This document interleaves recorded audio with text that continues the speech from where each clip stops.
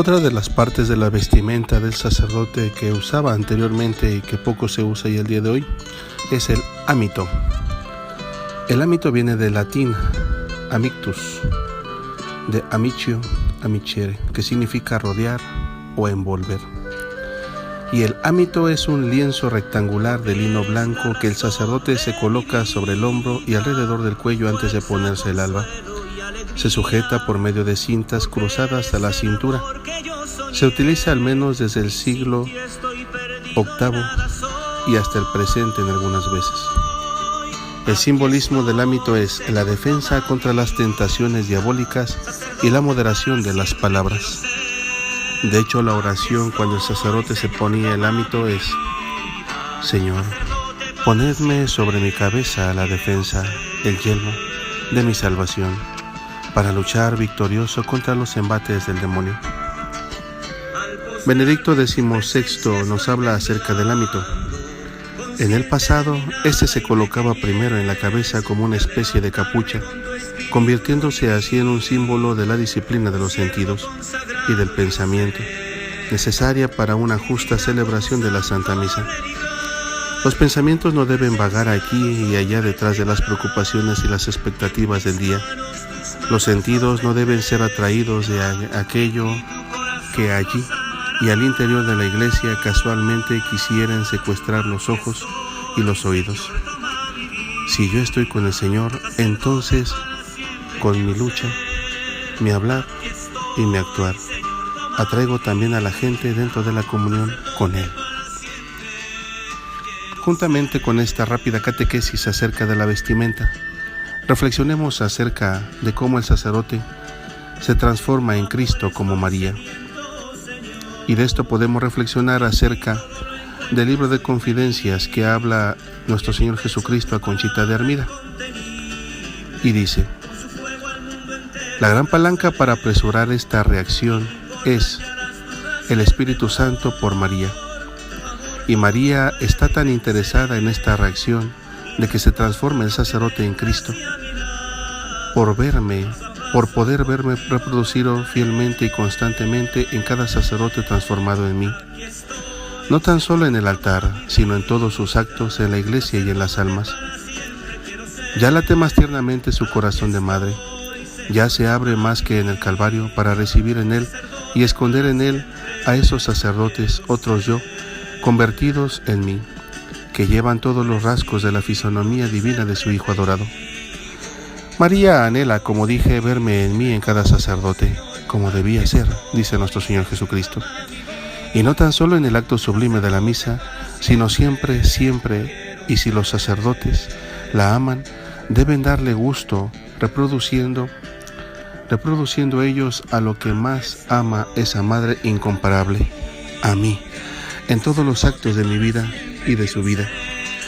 Voy a decir un secreto, dice nuestro Señor Jesucristo, y es que el Padre, al engendrarme el Padre en el seno purísimo de María, por obra del Espíritu Santo, engendró conmigo en ella el germen de los sacerdotes, en el sacerdote eterno.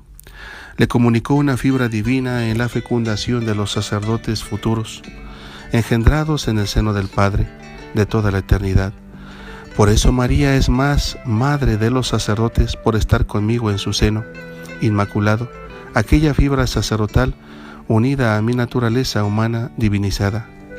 Y por eso María tiene mucho de sacerdote.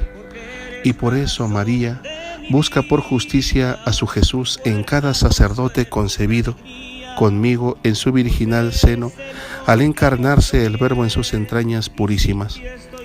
Por eso se les exige a los sacerdotes la pureza, por descenderle la luz del Padre y de María Virgen, Reina de la Iglesia y Madre del sacerdote eterno en el Verbo encarnado, y de los sacerdotes, germen fecundo de la Iglesia, engendrados por la divina fecundidad de la Trinidad Virgen, en el seno purísimo de una Virgen sin mancha.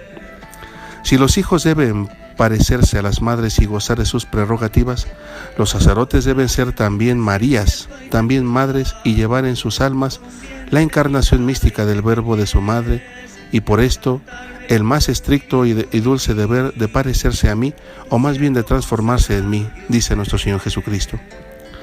En el Calvario la hice Madre Universal, pero el privilegio particular del Padre para con mis sacerdotes, en su asombrosa fecundación divina, fue el día que el Verbo encarnó en María, aunque este pensamiento o querer del Padre en la Trinidad, teniendo en cuenta eternamente a su Iglesia, no tuvo principio.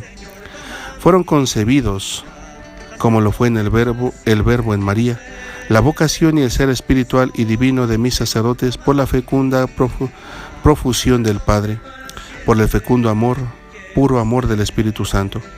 Por eso el Verbo en su eterna generación nació o se produjo por el amor y del Verbo tomó en María carne por el amor, comunicándole a mi humanidad sacratísima un ser o naturaleza humana de amor, un cuerpo de luz, de pureza y de amor, un alma y un corazón de amor. Dios es amor, y yo soy Dios amor y hombre amor, y los sacerdotes que se transforman en mí deben ser lo que yo soy, luz, pureza, amor, todos caridad para derramarla en el mundo, todos yo para formar la unidad de mi Iglesia en la Trinidad, y otros yo para con María, más madre de ellos que de nadie, formando en mí un solo Jesús para amarla, glorificarla y complacerla. ¿Cómo los sacerdotes deben pagar a María su ser de hijos, que los engendró a la vez que a mí me engendró, y que en mí nacieron y que en mi Iglesia se crearon, crecieron y se hicieron dignos de reemplazarme en ella por su sacerdocio, representándome en cada acto de su ministerio? Si tienen corazón y nobleza de sentimientos, si saben agradecer las fibras maternales, si aman a su Madre María, no pueden obsequiarla con mayor presente que con su transformación en mí, que les obliga más y más a que se rindan por amor a mi voluntad. Conchita de Armida nos dice que el sacerdote se tiene que transformar en otro Cristo. Y si se transforma en otro Cristo, entonces el sacerdote se transforma en el amor de la Trinidad. Pero para ello es primero transformarse y dejarse seducir por la Santísima Virgen María. Por eso cada uno de los sacerdotes tienen, casi por obligación, tendrían que ser devotos de la Santísima Virgen María. Para poder transformarse en el Hijo, necesitamos de la pureza y de la enseñanza de la Madre. De ahí que todos los sacerdotes tendríamos que ser hijos de la Virgen María y sentirnos como hijos de la Virgen María.